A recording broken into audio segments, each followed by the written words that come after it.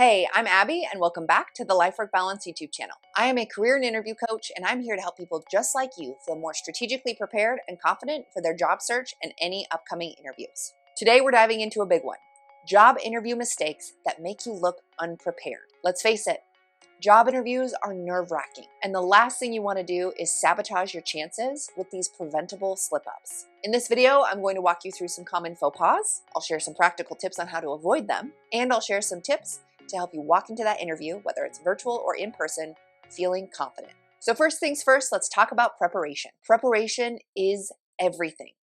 If you're planning on winging an interview, which I don't think you are if you're here watching this video, but if you're planning on winging it, prepare for things to go sideways. The job market, at least here in the United States, is very competitive. Hundreds of applicants might be applying for the same role that you are. So standing out isn't just about your resume. It's about showing that you're ready to hit the ground running. When you're prepared, you're confident, and confidence is contagious.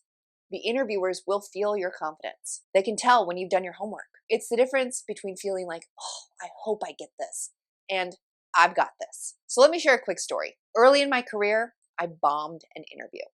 I was overly confident, cocky about my experience, and didn't prepare for the interview. I didn't research the company, and I didn't even really review the role before I went into that interview. I didn't know that their biggest product had just launched, and when they asked what I thought about it, I froze, like a deer in the headlights. It's safe to say that I didn't get the job, and I learned the hard way that winging it just doesn't work. In addition to hearing about that personal experience, a 2023 survey found that 47% of hiring managers reject candidates because they feel like the candidates don't know enough about their company. That's almost half. So preparation is key. It's not optional. It's your ticket in. So let's talk about 3 common interview faux pas. One of the biggest mistakes, which I've already alluded to, is walking in blind.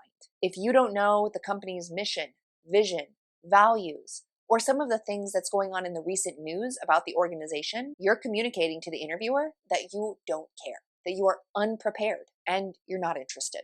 So my tip to avoid this is before the interview, spend 20 to 30 minutes reviewing the organization. Read their website. Check out their About Us page. So my tip to avoid this is before the interview, spend 20 to 30 minutes reviewing the organization. Look at their mission statement, their vision statement. Skim recent press releases, blog posts, or their social media pages to see what they're talking about. You'll gain bonus points from the interviewers if you can mention something specific that you read from their website, like a value that resonates with you, or a specific project that you're aware of. For the role and this interview, study the job posting. Remind yourself about what skills they want. How do they describe success? And be prepared to tailor your answers to show how you are the best fit for this role. Faux pas number 2, arriving late or blatantly unprepared. Nothing screams unprepared like being late. It's disrespectful to the interviewer's time and sets you up for a bad first impression. So how do you prevent this? Plan to arrive 10 to 15 minutes early. Map your route, account for traffic, and have a backup plan if this is a virtual interview, like testing your Zoom link the day before. Bring extra copies of your resume, a notebook, and a pen too. It just shows that you're prepared. It shows that you're organized. So here's something that happened to one of my clients. They got stuck in traffic and were 20 minutes late to the interview. Their interview was scheduled for 30 minutes. So the interviewer said, "I'm sorry. We have other people who are here to interview. We just don't have time." Don't let that be you. And faux pas number 3 is not having thoughtful questions prepared for the end of your interview. When they ask, "Do you have any questions for me?" do not say no. It's a total missed opportunity. It also makes you look unprepared and disengaged. My recommendation is to prepare 3 questions at minimum that demonstrate your curiosity. I have a ton of videos on the topic of questions to ask at the end of the interview. I have a ton of videos on the topic of questions to ask at the end of the interview, but here are 2 example questions that you could ask at the end of your interview. What does success look like in this role? What's the biggest challenge your team is facing right now? When it comes to mastering an interview and showing that you are prepared and eager for the position, communication is everything. When it comes to mastering the art of communication during an interview, you want to actively listen, communicate in a clear and concise way, and focus on your body language. So let's talk about active listening first. Have you ever zoned out during a conversation? You're talking to a friend or a family member, and they ask you a question, and you're like, "Wait, what?" You don't even know what they asked you, and then you fumble through an answer. If you do that during an interview, that is a red flag. Active listening keeps you in the game. So focus on the interviewer. Nod, maintain eye contact, and then pause briefly before you respond. This not only ensures that the interviewer is done asking their question, but it gives you a chance to reflect on the question they've asked and come up with a thoughtful response. If you're unsure on how to answer this question, you could even say something like, "That's a great question. Let me think for a moment." Having a response like that is much better than just rambling and not answering their question at all. Active listening builds a conversation, not just a monologue between you and the interviewer. In addition to actively listening, responding in a clear and concise way demonstrates your ability to communicate to the interviewer. Mumbling or overloading your answers with jargon makes you hard to follow. Clarity wins every time. I highly recommend that you practice your answers to common interview questions ahead of time. Use simple language and back up your points with experience. Use examples like how you hit a goal or solved a problem. Remember to keep your answers concise. Recording yourself will give you an exact timestamp of how long you're speaking. Ideally, it's between 1 to 2 minutes, no longer than 3 minutes. When it comes to clear and concise communication, think of it like a story. Set the scene, explain your role, and share the results. And the third and most important piece of communication is your body language, whether you're in person or virtual. Your words matter, but so does how you carry yourself. Slouching or avoiding eye contact can really undo a great answer. So when you're in an interview, sit up straight, lean forward slightly, and use natural hand gestures. If you're in person, a firm handshake, whether at the end or the beginning of an interview, can really help seal the deal. Studies show that more than half of communication is nonverbal, so make your body language count.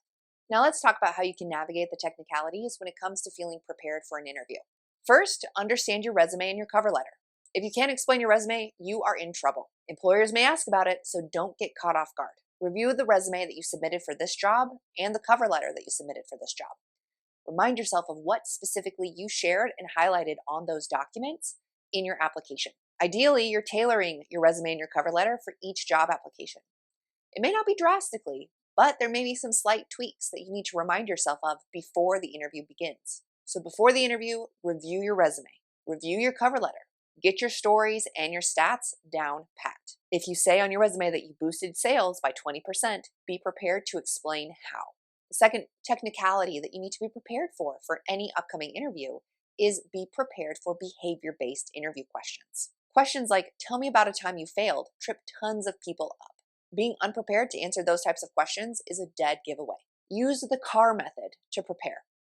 Context, action, result. Pick 3 to 5 stories from your past experience that show things like problem solving, conflict resolution, collaboration, and teamwork.